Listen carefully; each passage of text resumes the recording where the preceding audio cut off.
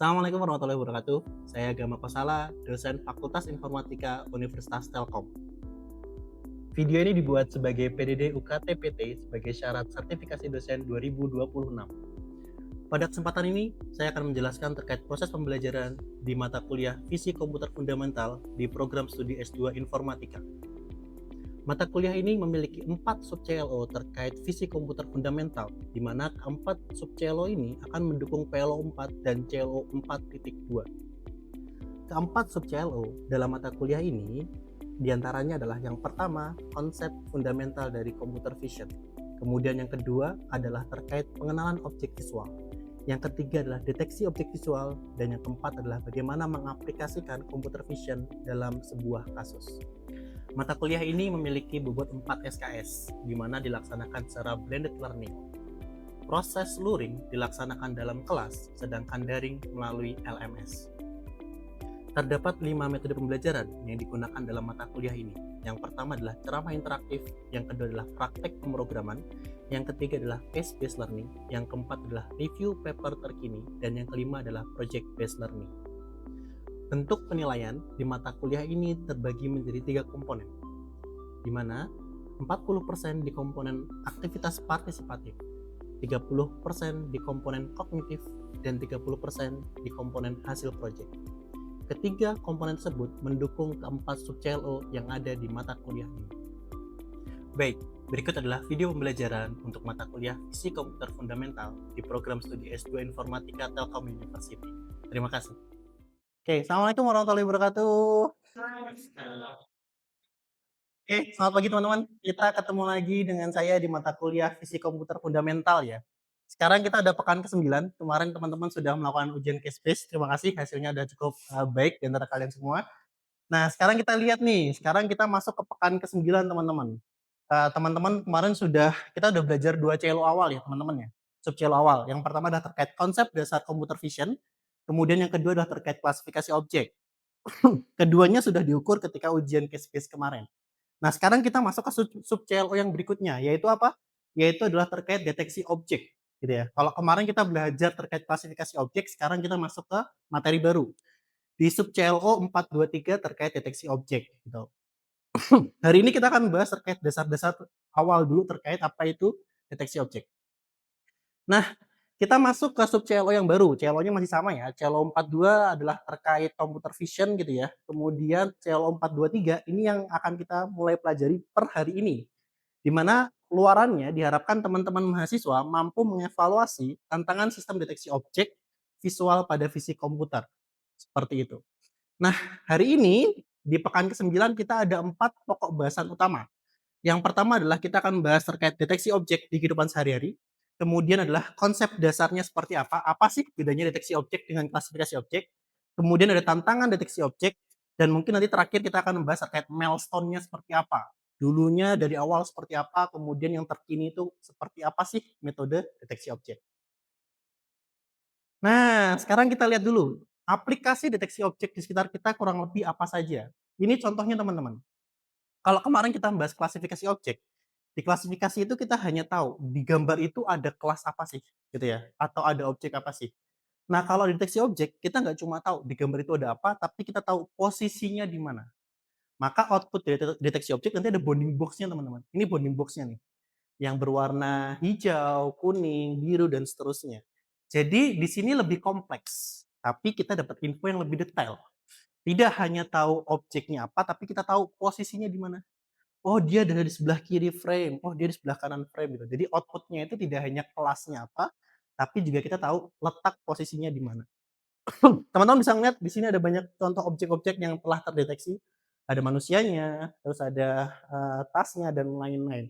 Ini contoh deteksi objek, tergantung nanti algoritma kita train atau kita latih untuk bisa mendeteksi apa, gitu ya. Nah, nanti akan kita lebih belajar lebih kompleks gimana cara mendeteksinya. Ini juga ada contohnya teman-teman, misalnya deteksi objek wajahnya di mana, kemudian dari wajah itu kita akan kenali, kira-kira dia orangnya orang penting nggak sih? Atau jangan-jangan ada orang yang di-blacklist nih, masuk ke dalam kerumunan. Itu juga ada banyak di kerumunan kita bisa mendeteksi macam-macam, contohnya kita juga bisa mendeteksi ada orang jatuh nggak nih, gitu. Jadi kalau misalnya ada untuk orang tua gitu ya, Kalau ada yang terjatuh maka kita bisa langsung mendeteksi sehingga bisa ditolong dengan lebih cepat, gitu. Dan mungkin yang terbaru ini, kalau teman-teman tahu ya, sekarang autonomous vehicle tuh udah makin masif, itu contohnya Tesla gitu ya. Di mana mereka, mengembangkan sebuah sistem dia bisa autonomous nih. Nah, autonomousnya gimana? Dia deteksi dulu objek di depannya. Wah, ada mobil nggak nih depan, ada motor nggak nih? Kalau ada orang menyeberang dia harus mengerem otomatis dan lain-lain. Menarik kan? Gitu. Jadi ini yang akan kita pelajari selama beberapa pekan ke depan di sub CLO yang 4, 2, 3 ini terkait deteksi objek. Nah, menurut kalian, yuk sekarang kita diskusi. Silahkan buka HP teman-teman, kemudian buka Slido, scan QR-nya. Menurut kalian, apa sih deteksi objek di kehidupan sehari-hari selain yang tadi saya sampaikan? Silahkan di-scan kemudian diketik, nanti kita akan bahas. Kira-kira apa aja ya yang bisa kita lakukan dengan implementasi deteksi objek? Ayo, udah beberapa yang typing. Oke, kita lihat. Tilang kendaraan, kendaraan, benda asli nyata, mendeteksi kucing. Oke, boleh kucing juga bisa dideteksi gitu ya. Kemudian ada ayam, oke, kecepatan kendaraan dan lain-lain. Oke, intinya gini, selama objeknya itu bisa terbedakan antara objek satu dengan objek yang lain itu bisa kita deteksi, gitu ya. Misalnya di sini, kecepatan kendaraan, bisa nggak? Bisa. Awalnya apa? Awalnya kita deteksi kendaraan dulu. Kita deteksi kendaraan, nanti akan kita hitung nih perubahan dari si kendaraan itu dari frame per frame. Karena apa? Karena kita punya lokasi dideteksi, sehingga ini bisa. Kalau klasifikasi kan kita nggak bisa ya tahu kecepatan kendaraan karena kita nggak tahu lokasi si kendaraannya. Beda dengan proses deteksi. Misalnya untuk e-tilang, oke. Nah, contohnya adalah beberapa penelitian saya pernah melakukan deteksi untuk helm. Jadi kita deteksi dulu motor, kemudian kita deteksi helm. Kalau cuma motor aja tanpa helm, berarti dia melanggar, karena nggak mungkin kan motor tanpa ada orang yang mengendarai gitu kan ya. Pasti ada orangnya nih. Tapi kalau misalnya ada motor tanpa helm berarti dia melanggar. Tapi kalau ada motor dengan helm berarti dia, tidak melanggar dan seterusnya. Oke, teman-teman mudah-mudahan punya gambaran gitu ya, deteksi seperti apa. Nanti proses deteksi ini itu juga menjadi bagian dari tugas besar gitu ya. Perlu saya sampaikan nanti di pekan ke-16 teman-teman presentasi tugas besar. Teman-teman diminta untuk membuat arsitektur untuk deteksi objek dengan menggunakan beberapa algoritma terkini. Nanti akan kita bahas bersama kurang lebih seperti apa sih aturannya. Oke, tadi kita sudah melihat aplikasinya kurang lebih buat apa saja. Sekarang kita lihat konsep dasarnya seperti apa. Kita kembalikan lagi dulu biar teman-teman punya persepsi yang tepat. Deteksi objek itu seperti apa. Kemarin kita bahas terkait object classification di sub CLO sebelumnya. Yang mana gambarnya satu, kita cuma tahu kelasnya apa gitu. Oh, ini ada gambar ini. Di dalam kelasnya ada manusia, ada kambing dan ada anjing. Sudah sebatas tahu di dalam isinya apa, tanpa tahu lokasinya di mana. Nah, kalau untuk deteksi objek, kita bahas ke sini nih. Yang akan kita tahu itu selain dia objeknya apa, kita tahu lokasinya apa. Lokasinya biasanya bentuknya bounding box, rectangle seperti ini teman-teman. Seperti itu ya. Nanti, teman-teman nanti mungkin di semester berikutnya akan mengambil namanya mata kuliah fisik komputer lanjut. Nah, di situ kalian akan membahas dua ini, gitu ya. Di mata kuliah kita yang fundamental ini kita bahasnya fokusnya ke dua ini. Nanti ketika teman-teman belajar lebih lanjut, teman-teman bisa masuk ke semantic segmentation. Kalau semantic segmentation itu tiap pixelnya itu akan kita lakukan klasifikasi, dia masuk kelas yang mana. Oh, misalnya pixel yang ini masuk ke rumput, pixel yang ini orang, ini kambing, ini anjing, gitu. Sehingga bukan lagi berupa bounding box, tapi langsung berupa bentuk dari objeknya. Lebih kompleks, gitu. Karena kita melihatnya per pixel. Tapi kita akan pelajari ini di semester depan gitu ya, di mata kuliah fisik komputer lanjut. Terus ini bedanya apa? Kurang lebih sama antara semantic segmentation dengan object instant segmentation. Yang membedakan adalah kalau di sini semua pixelnya kita mappingkan. Kalau di sini yang kita mappingkan hanya objek foreground atau objek yang kita rasa itu penting. Background-nya dalam artian di sini kita anggap grass itu background, rumput itu background. Jadi rumput tidak perlu kita tampilkan di sini. Hanya objek-objek foreground aja. Ada orang, ada kambing, dan ada anjing. Dan di bagian objek instant segmentation ini, objek yang memiliki kelas yang sama kita bisa bedakan, supaya supaya kita bisa menghitung nih. Misalnya di sini adalah kambing 1, kambing 2 dan seterusnya. Sampai sini ada pertanyaan? Silahkan Mas. Data breeding yang untuk deteksi kan cukup simpel ya, Kak, gambarnya. Kalau untuk deteksi itu labelnya tadi bagaimana? Pertanyaan menarik teman-teman. Jadi gini, kita kalau melakukan training model gitu ya, kan kita sudah belajar terkait training di mata kuliah pembelajaran mesin. Kita butuh data training gitu. Data training itu kalau supervise di mana dia kita punya labelnya gitu ya. Kita punya kalau di sini kita hanya labelnya berupa label kelasnya aja. Dia di sini apakah ada orang, kemudian ada kambing dan ada anjing. Kalau di sini labelnya itu tidak hanya berupa kelasnya, tapi juga posisi dari bounding box-nya, gitu. Banyak aplikasi yang bisa untuk menganotasi, namanya anotasi ya. Kita bisa menganotasi atau kita memberikan bounding box kepada objek-objek yang kita rasa penting untuk dideteksi, gitu. Lebih kompleks gitu ya. Nah, beda lagi dengan ini, kalau ini per pixel kita berikan segmennya gitu. Beda lagi dengan ini gitu. Jadi nanti pastikan ketika teman-teman menggunakan data tertentu untuk task tertentu, pastikan data tersebut memang untuk task itu. Karena kalau kalian mengambil data set sekunder untuk klasifikasi digunakan untuk deteksi nggak bisa gitu. Karena deteksi harus ada bounding box-nya. Gitu ya teman-teman ya. Oke, kita lanjut perbedaannya. Ini apa teman-teman? Ayo, yang ini apa nih? Tadi antara 4 tadi. Oke, betul. Ini adalah object instant segmentation. Yang ini semantic segmentation. Oke, good. Yang ini objek deteksi. Yang ini terakhir adalah klasifikasi. Gitu ya. Udah tahu ya pembedanya di mana. Yuk kita masuk ke tantangannya. Nah, ini kita masuk ke tantangannya nih. Tantangannya apa? Kalau kita kemarin bicara terkait tantangan klasifikasi, sorry, kurang lebih mirip-mirip. Tantangan antara klasifikasi dengan deteksi karena sama-sama inputnya citra ya. Ada terkait iluminasi. Jadi kalau bayangan kita nggak tahu nih objeknya apa gitu ya. Ada juga terkait deformation. Ada dua objek yang saling bertumpuk gitu.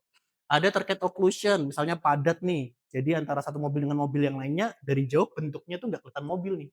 Mungkin cuma bagian depannya doang, bagian belakangnya doang, atau bahkan cuma kelihatan rodanya doang gitu ya. Saya kayak gitu. Ada blur dan lain-lain.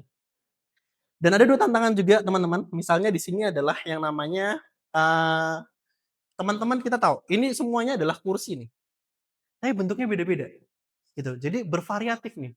Kelasnya sama loh, sama-sama kursi tapi bentuknya beda-beda. Ini juga challenging dideteksi. Atau sebaliknya, dia kelasnya beda-beda tapi mirip. Contohnya ini apa ya? Wolf ya, serigala. Ini dia variannya beda-beda nih 4 nih. Tapi mirip loh, wajahnya mirip serigala sih ya. Jadi ini serigala gitu ya, tapi ya dia ternyata punya spesies yang berbeda. Nah, challenge-nya di situ gitu ya, teman-teman. Nah, balik lagi, kadang-kadang kita punya trade off, kita harus memilih. Kita mau memilih yang akurasi tinggi atau kita memilih efisiensi yang tinggi. Klasifikasi maupun deteksi dua-duanya trade off-nya sama gitu ya. Kalau kita ingin memilih akurasi yang tinggi gitu ya, challenge-nya apa tadi? Gimana kalau misalnya intrakelasnya ada atau apa namanya kondisi lingkungannya terlalu cerah, terlalu gelap dan lain-lain. Atau bagaimana dia tahan terhadap noise. Mungkin kameranya jelek, ada noise-nya. Atau misalnya tadi antar kelasnya, yang tadi antar kelas tapi dia mirip-mirip nih, itu juga jadi challenge-nya kita. Kalau yang terkait efisiensi tinggi, maka dia diminta untuk cepat, gitu ya. Gimana beberapa task itu perlu hasil yang cepat loh. Kalau lama nanti udah gagal nih. Di efisiensi yang tinggi, challenge-nya apa? Gimana kalau kategorinya banyak, kelasnya banyak banget nih, gitu. Atau misalnya lokalisasinya tuh cukup luas, objeknya terlalu kecil dan lain-lain gitu ya. Nah, dua ini yang jadi pertimbangan kita untuk merancang sebuah sistem deteksi. Karena ada algoritma khusus untuk mengatasi akurasi yang tinggi, ada algoritma khusus yang digunakan untuk mengatasi efisiensi yang tinggi, gitu ya. Jadi itu challenge-nya kita. Kita harus tahu dulu task kita apa. Jangan sampai teman-teman itu butuh yang efisiensi tinggi, tapi pakainya yang akurasi tinggi. Lama, udah keburu lewat. Atau sebaliknya, teman-teman butuh akurasi yang tinggi, tapi digunakan algoritma yang cepat. Gitu. Padahal kita nggak perlu secepat itu, yang penting akurat, gitu kan ya. Nah, Tahap awal dalam mencari algoritma adalah teman-teman jangan mencari, "Ah, yang penting algoritma ini yang terbaru, Pak." Nggak kayak gitu. Tahu dulu masalahnya apa, tahu dulu kita mau mengerjakan apa, baru kita pilih algoritma mana yang cocok, gitu ya. Nah, kita ke studi kasus, teman-teman. Misalnya, studi kasus pertama ini, gambar ini, studi kasus kedua ini. Yang pertama itu adalah terkait adaptive traffic light. Di beberapa kota besar, di beberapa negara besar, traffic light-nya udah adaptif nih. Jadi dia lampu warna hijau durasinya itu bisa adaptif tergantung macet tidaknya di sisi itu, gitu ya. Yang kedua kasusnya adalah terkait deteksi tumor. Jadi dengan citra medis, dengan menggunakan computer vision deteksi objek, kita bisa tahu ada tumor nggak sih, gitu. Dari citra medis CT scan gitu ya. Oh misalnya di sini ada tumor, di sini ada tumor, di sini ada tumor, dan seterusnya gitu ya. Pertanyaannya adalah, mana yang butuh high akurasi, mana yang butuh high efisiensi? Ada yang mau jawab? Silakan Mbak. Kayaknya yang butuh akurasi tinggi detection Mhm. yang efisiensi tinggi ada di Oke, alasannya? karena itu kita butuh yang ini sih evaluasi yang tepat. Mhm Karena bisa mhm sebenarnya ya mhm, tahu yang lain. betul. Kalau efisiensi tinggi di ada detection karena dari fotonya kita lihat itu banyak yang benar jadi kayak kalau misalnya itu setiap akurasi kayak gimana itu butuh waktu yang panjang sedangkan lebih kita butuh cepat. Oke, jawabannya tepat teman-teman, apresiasi. Tepat gitu ya.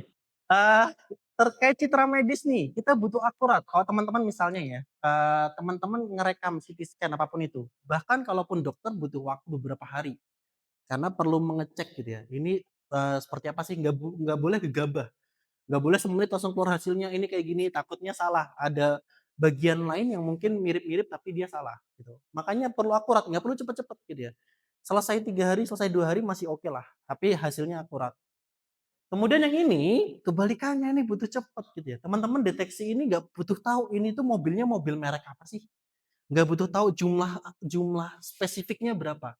Yang kalian perlu tahu kan adalah kepadatannya, kira-kira padat nggak? Padat kan sebenarnya nggak perlu sespesifik itu kan. Ketika dia padat, dia kasihlah durasi berapa, ketika dia tidak terlalu padat, kasihlah durasi berapa, gitu. Jadi ini nggak perlu sedetail itu, yang butuh cepet nih. Karena kalau nggak cepet nih, ngitung betulan ada berapa nih, udah terlanjur lewat gitu kan ya. Siapa tahu ini udah tabrakan nih di sini nih, kelamaan nih, jadi bahayanya kan di situ gitu ya teman-teman ya. Nah, pertanyaan berikutnya kira-kira ambil sampling yang ini aja deh. Prosesnya gimana, tantangannya apa? Kalau kita ingin diminta nih, kalian misalnya udah lulus S2 sekarang gitu ya, jadi Master of Computer Science, diminta untuk Dishub Kota Bandung, "Mas, Anda kan lulusan Telyu," yoi. Jadi Anda lulusan Telyu nih, bisa nggak membuat sebuah, proses bisnis untuk membuat adaptive traffic light? Gitu. Kira-kira gimana? Yang pertama kita lakuin apa? Betul, pasti mengumpulkan dataset dulu. Terus berikutnya, labeling boleh. Oke, setelah itu training, oke. Yang perlu teman-teman perhatikan adalah kalian buat rule base-nya juga, iya kan? Karena seberapa padat nih? Kalau padatnya sekian, kalian mau ngasih durasi berapa? Boleh rule base, boleh pakai algoritma kayak fuzzy gitu ya. Kalau teman-teman belajar fuzzy kan kita bisa tahu ya. Oh, kalau segini kita nanti output-nya seperti apa dan lain-lain. Tapi perlu ada rules itu. Gitu. Oh kalau sepadat ini kasihlah warna hijaunya 30 gitu ya. Oh kalau lengang kasih 10 aja misalnya kayak gitu. Nah dan seterusnya. Itu nanti yang akan kita pelajari dan teman-teman nanti akan membuat tugas akhirnya itu ada proses itunya. Understanding dulu masalahnya, kalian tentukan algoritmanya sampai nanti output-nya berupa apa. Tergantung tasnya teman-teman. Kebayang ya? Kurang lebih seperti itu teman-teman. Kita lanjut dulu terkait milestone-nya. Nah, milestone ini hampir sama dengan yang diklasifikasi. Nanti kita akan juga mempelajari terkait 2 pendekatan di deteksi objek, yaitu klasikal yang awal-awal, di mana di sini kita menggunakan fiturnya adalah fitur yang handcrafted, yang kita ciptakan sendiri, belum pakai deep learning. Terus yang berikutnya, yang udah pakai modern pakai deep learning. Sama seperti klasifikasi, ada CNN dan semacamnya, nanti kita pelajari lebih lanjut di pekan depan ya. Di mana di sini kita tidak perlu lagi fitur extraction tapi langsung dari konvolusi network dan lain-lain. Langsung dari deep learning-nya ini, gitu. Jadi trennya sama, ke arah makin ke sini kita sudah meninggalkan klasikal yang kita buat fiturnya, tapi langsung kita menggunakan arsitektur deep learning. Oke, bahasan terkait pekan ini seharusnya sudah selesai, nanti akan coba kita bahas lagi pekan depan untuk lebih detailnya. Nah, ini ada tugas kalian, nanti silahkan kalian rancang kayak tadi yang saya sempat jelaskan gitu ya. Masalahnya apa, kebutuhannya apa, output-nya apa, challenge-nya apa, gitu. Nah, di sini permasalahan tugas yang saya ambil untuk tugas teman-teman, nanti silahkan buat esai untuk menyelesaikan case base ini, kemudian dikumpulkan di LMS ya teman-teman ya. Kita beri waktu 1 pekan, nanti silahkan dibuka LMS-nya. Masalahnya adalah kalau saya punya conveyor, gitu ya. Di conveyor ini ada cookies, apa sih? Biskuit ya? Biskuit gitu ya. Biskuit ini kalian diminta untuk perusahaan untuk menyortir secara otomatis. Ada kameranya nih, gitu ya. Ini ada kamera, ini ada conveyor, ini ada aktuator. Di mana aktuator itu untuk memisahkan mana yang dia cacat. Pertanyaan yang kalian perlu analisa adalah cacatnya apa aja sih di cookies? Kalau kalian makan cookies kira-kira apa nih gitu. Satu deh contohnya, gosong gitu kan ya. Nah, yang lainnya cari sendiri gitu ya. Kemudian prosesnya gimana nih? Kapan aktuator bergerak, kapan kamera meng-capture, kapan si aktuator ini memisahkan, itu silahkan dibuat flowchart-nya, diagram bloknya. Kemudian kira-kira challenge-nya apa? Gitu ya. Ada kemungkinan nggak sih si cookies-nya itu tumpang tindih misalnya, atau yang lain itu silahkan nanti dituliskan. 3 ini kalian tuliskan, kalian bahas. Kita belum bahas terkait arsitekturnya, karena kita belum pelajari ya. Tapi kita bahas dulu terkait probisnya. Step per step-nya gimana sih untuk mendeteksi atau kita membuat seperti ini. Seperti itu. Kemudian berikutnya, rangkuman. Apa aja yang teman-teman pelajari hari ini? Yuk pakai slide lagi yuk, biar seru.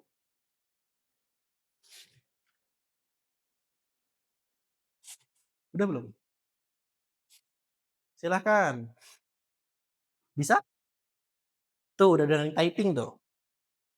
Konsep deteksi objek. Oke. Tadi kita udah bahas ya, bedanya deteksi objek dengan klasifikasi, dengan semantik, segmentasi, dan lain-lain. Ada lagi?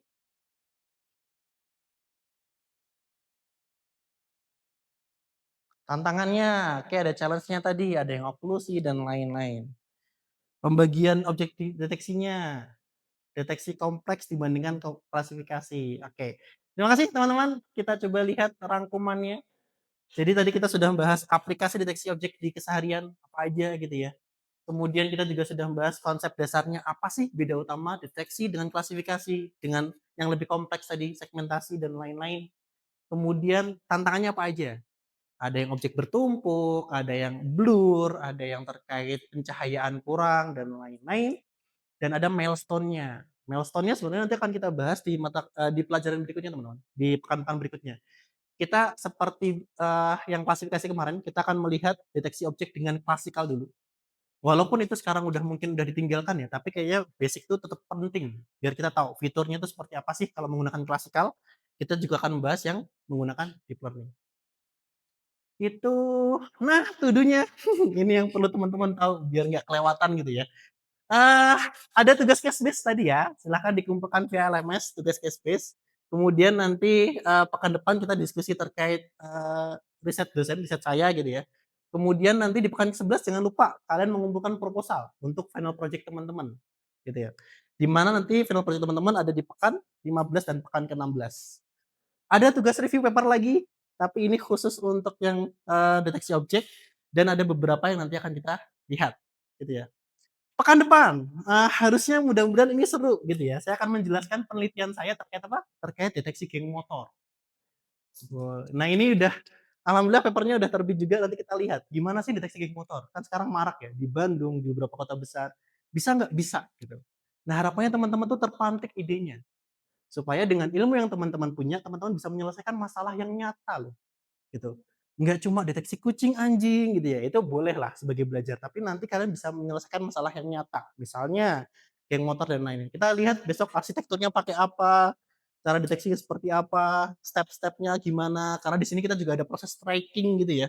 Kita melihat pola gerakannya. Nah, di sini teman-teman lihat ada video, nanti kita bisa tahu dia geng motor atau bukan sih, atau cuma kerumunan biasa gitu.